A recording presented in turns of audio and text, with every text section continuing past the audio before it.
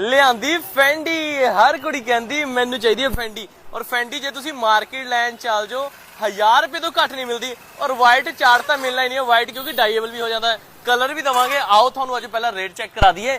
ਮਰਿੰਡੇ ਵਾਲਿਓ ਐਂਡ ਕਰਾਤੀ ਹੈ, ਕਹਿੰਦੇ ਦੇਵ ਕਰਨ ਵਾਲਿਆਂ ਨੇ ਕਹਿੰਦੇ ਫੋਲੋ ਸ਼ੇਅਰ ਕਰੇ ਤੇ ਸਰ ਲਿਆਂਦੀ ਫੈਂਡੀ। ਬਿਲਕੁਲ ਲਿਆਂਦੀ ਜੀ, ਲੋ ਚੈੱਕ ਕਰੋ ਰੰਗਾਂ ਵਿੱਚ ਹੀ, ਤੇ ਕਹਿੰਦੇ ਆਫਰ ਦੇ ਨਾਲ ਲਿਆਂਦੀ ਫੈਂਡੀ ਹੈ ਨਾ। ਬਿਲਕੁਲ ਸਰ। ਅੱਜ ਭੈਣਾਂ ਨੂੰ ਭਾਜੀ ਫੈਂਡੀ ਦਾ ਸੂਟ ਇੱਕ ਬਹੁਤ ਵਧੀਆ ਜਿਹੇ ਰੇਟ ਨਾਲ ਦੇ ਦਿਓ। ਮੈਂ ਕਹਾ 1000 ਰੁਪਏ ਨਾ ਖਰਚਣਾ ਵੀ ਭੈਣਾਂ ਨੂੰ। ਬਿਲਕੁਲ ਸਰ, 1000 ਰੁਪਏ ਨੇ ਖਰਚਣਾ ਹੀ ਨਹੀਂ ਪੈਣਾ। ਅੱਜ ਕਿੰਨੇ ਚ ਦੇਣਾ ਫਿਰ?